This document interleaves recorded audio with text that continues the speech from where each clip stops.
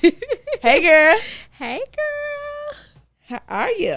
I'm doing good. You're looking good. Thank you, girl. Smile is makeup on point, hair on point. I love it. Thank you, girl. I tried. I tried. All right, friends. Welcome back to another episode of the Two Friends, One God podcast. I'm your co-host, Jayla. And on behalf of my co-host, Ashley, thank you guys for coming back for another episode. Today, I have a very special guest. It's my girl. It's my girl. It's the Lord's daughter. She's a prophet. She's anointed. Crazy. Girl. We getting it together. But literally, she is a wife, a mom, entrepreneur. She's an author. Let me see the book. Emphasis on author, guys. I have none other than Aniyah Moore on the podcast. Hey, friend. Hey, girl.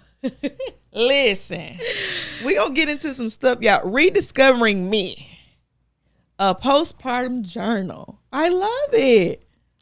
Thank you. You ready to talk about it? Yes. Well, let's jump into it. Okay, so first of all, one word that describes the season that you are in right now. I would say one word is balance. Come on. I'm learning how to, juggle it all. You named all the things. Mm-hmm. Mom, wife. I'm one half of the young adult pastors at my church. Mm-hmm. I have a small group.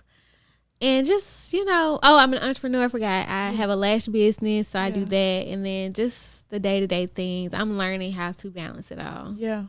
Okay, so while you are balancing or learning to balance, what is the Lord teaching you in this season? He's teaching me that it's okay to slow down.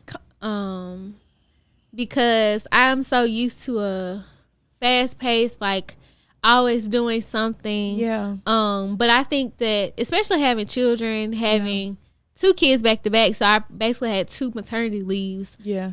Year after year, and it was hard for me to I've always been at every church service. It don't matter if it was a service, it doesn't matter if it was outreach, it doesn't matter if the choir was practicing, whatever it was, I was there if I could be there. Yeah. And having to slow down, not making it to every single event, having to pick okay, we got Bible study Wednesday, but we got rehearsal Thursday. I'm just gonna go to Bible study, but I ain't gonna make it to rehearsal. Doing that kind of thing.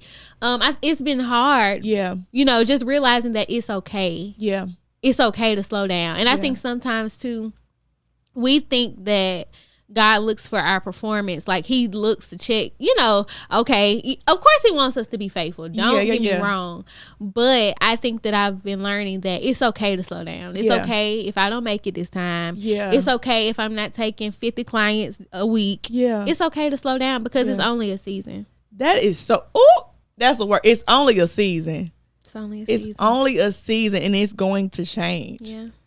Okay, I want to talk about it because you mentioned you had 2 babies back to back. How many months apart are 13 they? months. 13 months apart. Come on, girl. They taking the word literally. Be fruitful and multiply. I love it. Okay, so you had these 2 pregnancies back to back. I know that's very difficult, but I want to talk about it because I think the 4th trimester is not talked about enough. It's not. And I want to know, what did you learn about yourself? What did you learn about God? Because the truth is, you are married, but there's just certain things in that moment that your husband can't help with, that your mama can't help with, your friends can't help with. There's a lot of things that they just won't understand in those moments. So how was postpartum for you, that 4th trimester? And also, what did you learn in it? I think the first time with my first son, it was a lot of grief. In different ways, because for one, my grandmother had just passed away 3 weeks or so before he was born, or 4 weeks before he was born. Yeah. So I was dealing with that.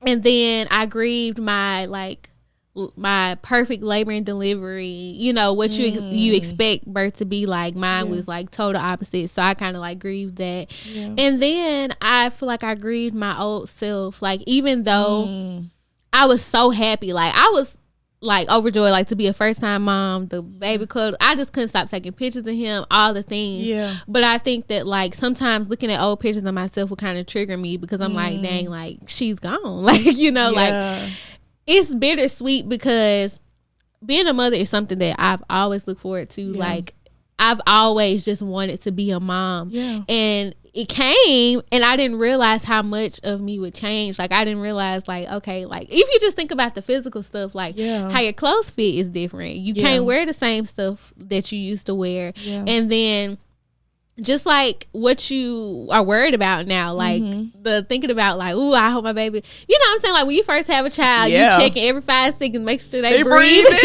Yeah. Make sure, okay, a pulse, you know what I'm saying? Like the things that you're consumed by, like everything changes. And then too, like, I have friends that are mothers, but then I have some friends who aren't, or some friends that are single. And so like the dynamics of friendships changing. Yeah. I grieve that. Like, everything about my life, and my life changed instantly, because I got married, life changes with that, and then I was pregnant immediately. Yeah. And so it was just like I kind of grieved my old life. Even though it was beautiful, I had so much support, so many people were there. Yeah. But I did have moments where I would just like look at old pictures of myself and look at memories and be like, dang, like it's over. Like this a whole new life. Yeah. Yeah, I love that. I love the transparency of that, because I think that sometimes as moms, we don't get, like, to say, dang, I miss me. Yeah. We don't get the grace to say that. Like, it's just like, you're a mom. Like, you knew you were about to be a mom. You wanted to be a mom. Like, your baby is a blessing. It's just like, all of that is true. 1000%. But I still miss me. Yeah. Okay, so you are in this moment. You're grieving yourself. And how did you... At what point did you stop grieving yourself? Or what point did it just become like, life didn't end when this happened, I'm just a new version of me? Yeah. I feel like, so I got pregnant, you know, like I was only 4 months postpartum. So I went from being freshly postpartum to pregnant again. Yeah. And I was fine. Like, I don't think I was like depressed or anything, but it just kind of like, everything kind of started over. So I feel like I didn't really get out of that until I had my second child. And I think that my postpartum was worse with him because I gained more weight. Yeah. Because I had 2 pregnancies back to back. So I had gained more weight. Yeah. And just like thinking about, because my husband was home with me for like 3 months, but when he went back to work, I was like nervous about being at home with him by myself. Yeah. And I just dealt with a lot. But I came to the realization that like I had to do some things for myself. Like I couldn't be so consumed with motherhood that I literally leave myself hanging. Like I was literally one day sitting there and I asked myself, like, what's your favorite color? Because I'm like, I don't even know anymore. Like I literally don't know. Like people ask like, or, you know, a question may come up like, what's your hobby? And I realized I don't have a hobby.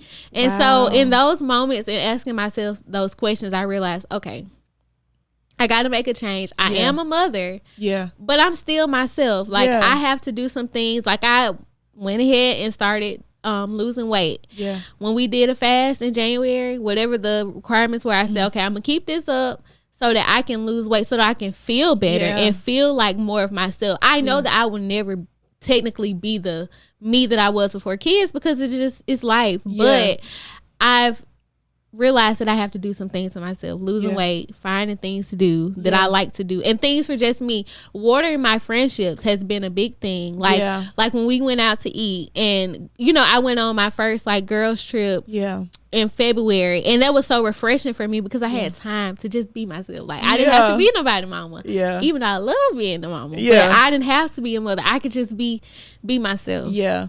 So what I'm hearing you say, or what I'm hearing the Holy Spirit say in this moment, is that you're more than.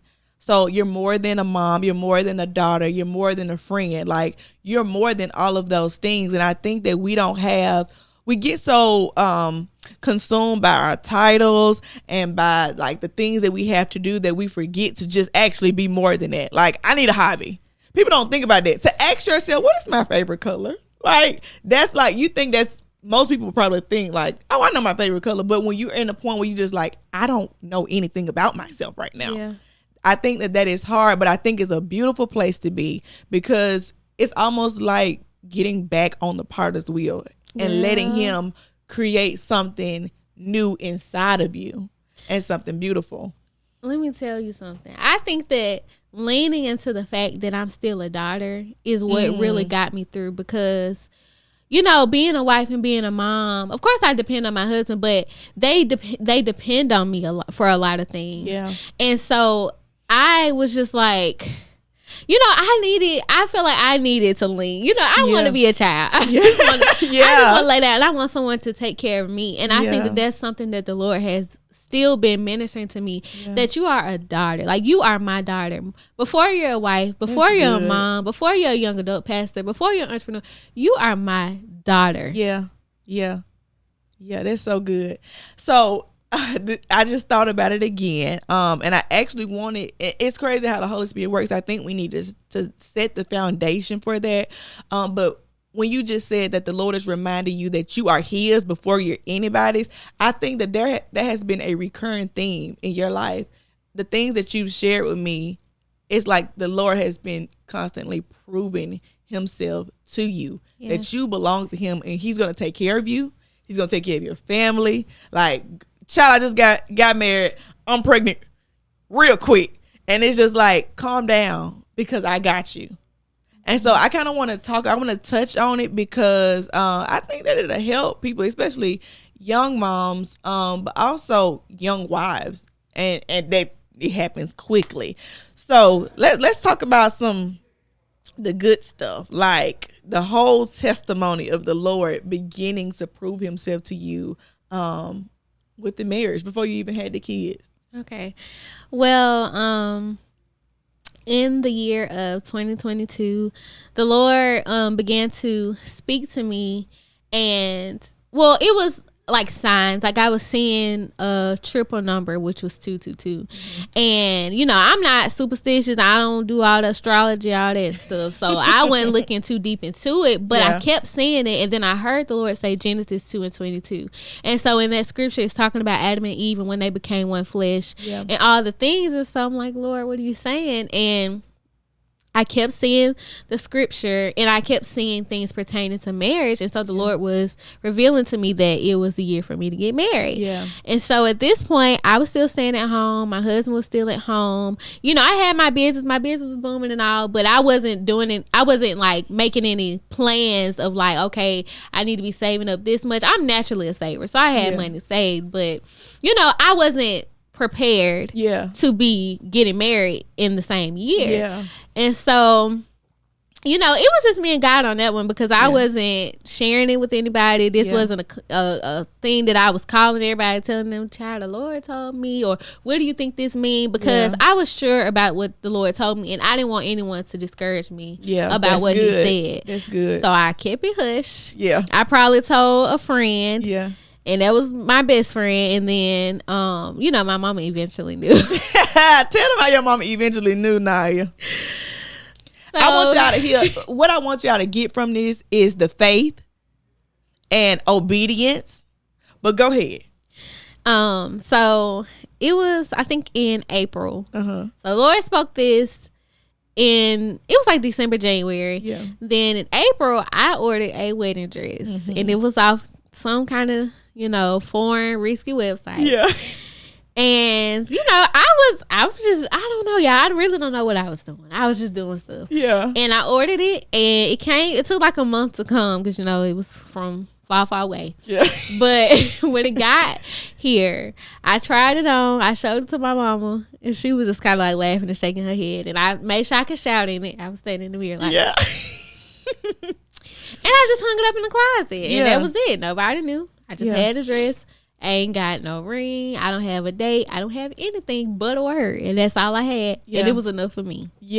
And so I had the dress I got the dress in May. Yeah. And so as it started inching to like June and July, I'm like, now I will say that the Lord kept highlighting August to me. Yeah.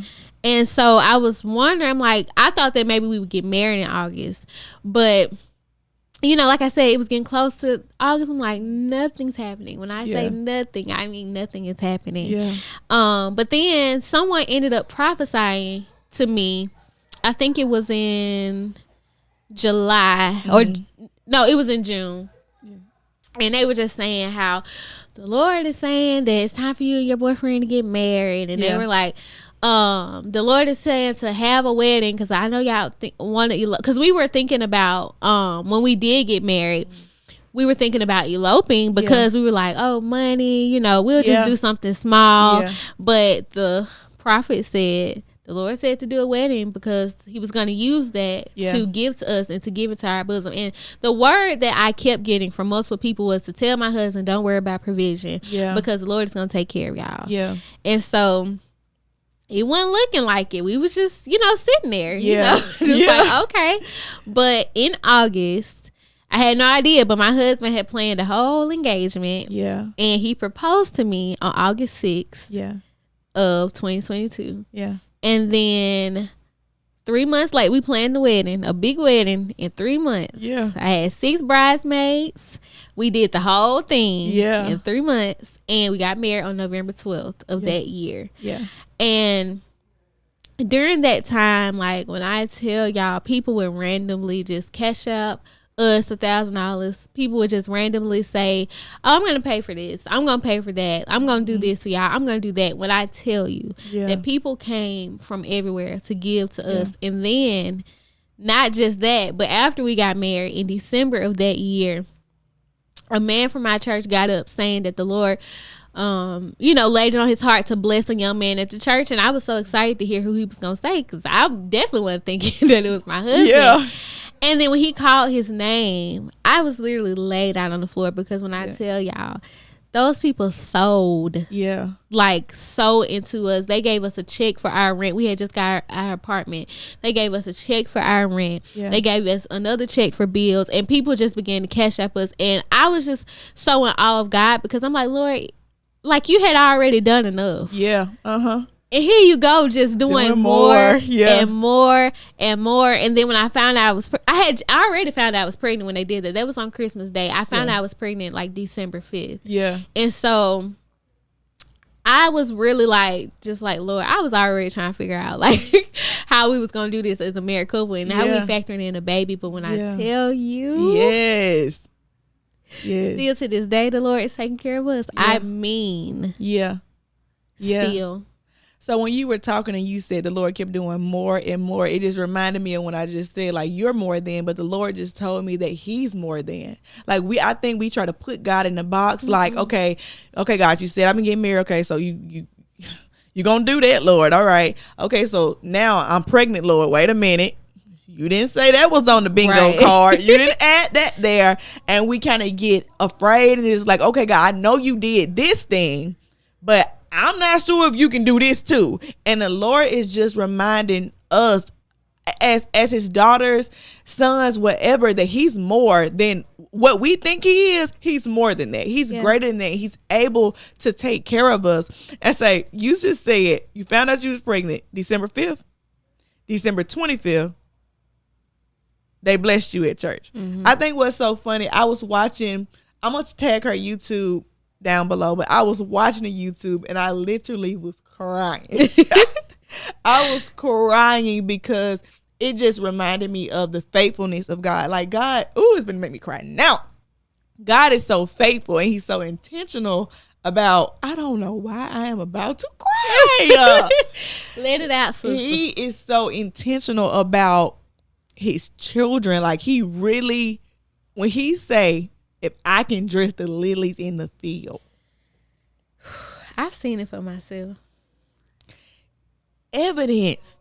I've seen it for myself. And so I am just in awe, but I think that sometimes when we are in like the midst of these situations, we're experiencing all these different things, it's hard to like okay, God, you did it before, you can do it now. Can you do this though? I ain't seen you do this before. How did you hold on to your faith, the word? Because it was you received the word in December, January, and you didn't get engaged until August. How did you hold on, even though it looked like, I don't know what's gonna happen, Lord? Like, this not looking like what you said. How did you hold on to it? It was getting shaky, but I think that I was just confident in knowing that God cannot lie. Like, if he told me that, I mean, he can't lie. So it got to happen. I don't know how. I don't see how. Yeah. But I should have brought my journal with me. But I found my journal the other day, and I had wrote in there. It was August 1st. Mind you, I got engaged August 6th. And I was just in there, and I was writing my prayer out, and I was just reminding the Lord. I said, Lord, you told me. Oh, that's so good. You told me. Yeah. That this was going to happen. Yeah. So, I mean, what do I have to worry for? If he told me, he can't lie. Yeah.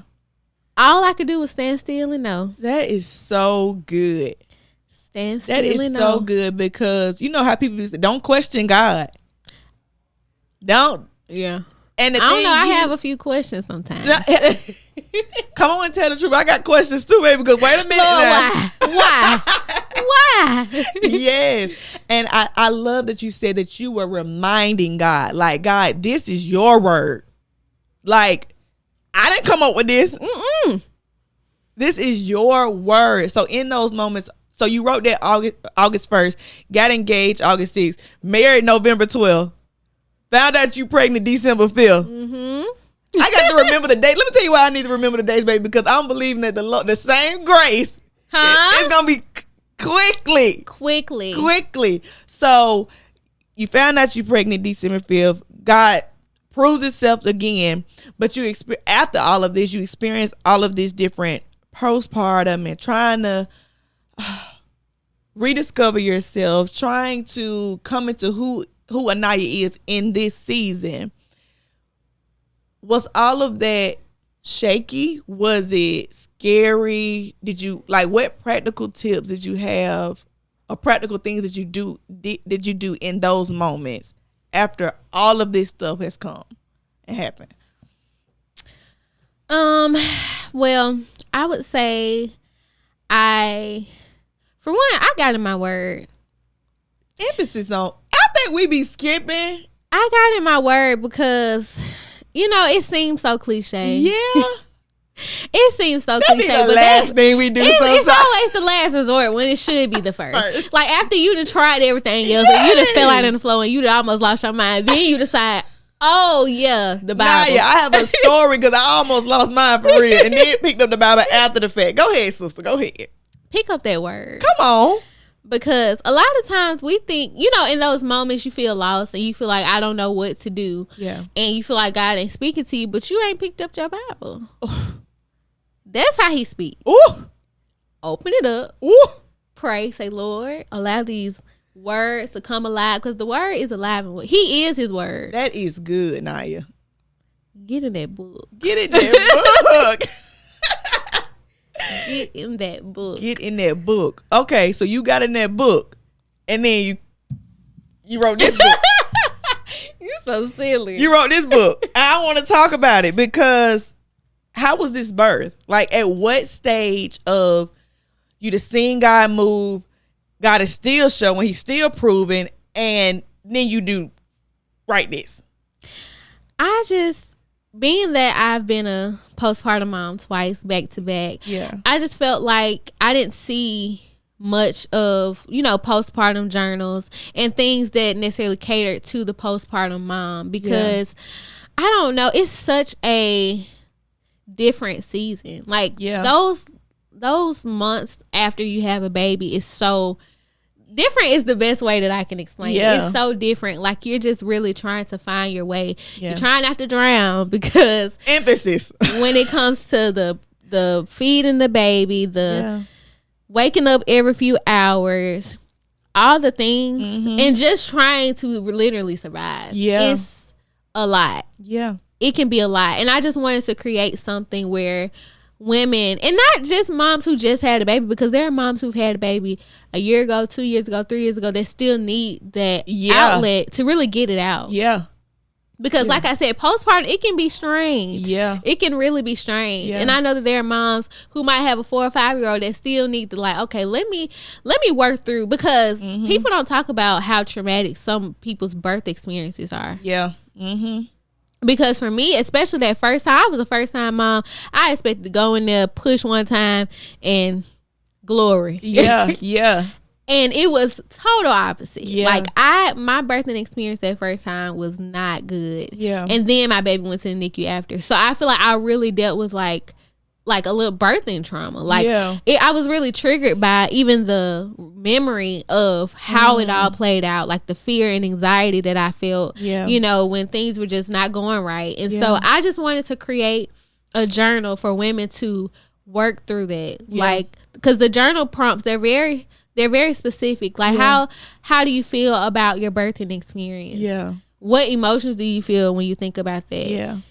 And so I just wanted to create this space. I just wanted to create something for the postpartum mom. Yeah.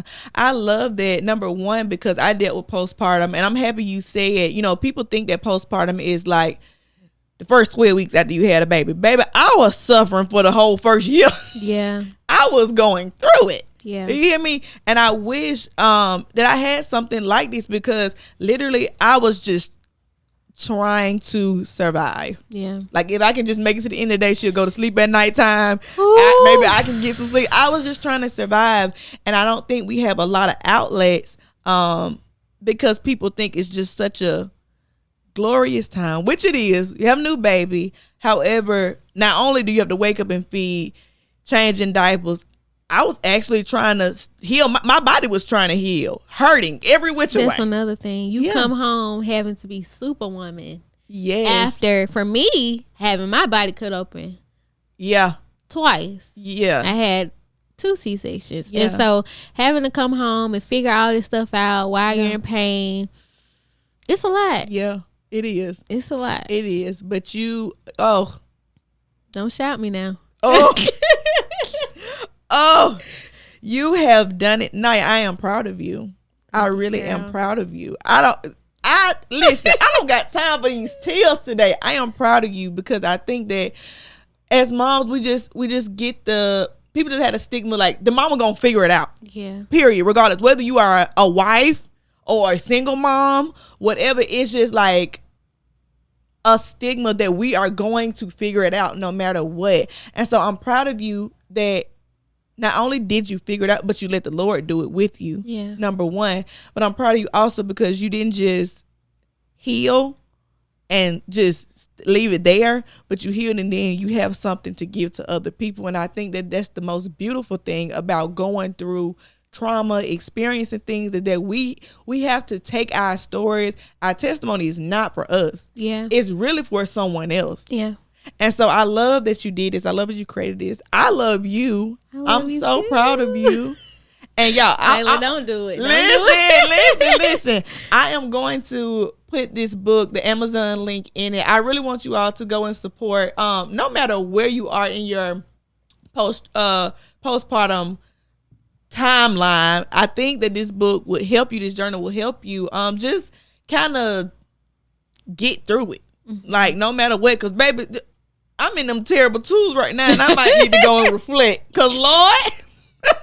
But I'm going to post it in the description. I want you all to follow Aniyah, follow her journey, especially at TikTok. If you want to cry, go on their YouTube page and watch the story in detail. But before we end, I'm going to give you the final words, and I want you to, we have this thing where you say, if I were your friend, I would tell you, and it can be anything that you would tell a friend. It can be about postpartum. It can be whatever advice you have. The floor is yours to do it. If I was your friend, I would tell you to take care of yourself. Yeah. I know for me personally, we always are trying to take care of someone else. We're always worried about what someone else needs, and then we let ourselves go to the wayside. So if I were your friend, I would tell you, girl, go get your hair done, go get your nails done, go get your pedicure, the brows, and whatever else it takes for you to feel good. Yeah. And then worry about it right again. Yeah. I love it. Thank you so much for coming on the podcast. Of course. Girl. Of course. I really appreciate that. And I pray that this episode blesses you wherever you are in life. I pray that you get something from it. So until next time, guys. See y'all later. Bye, guys.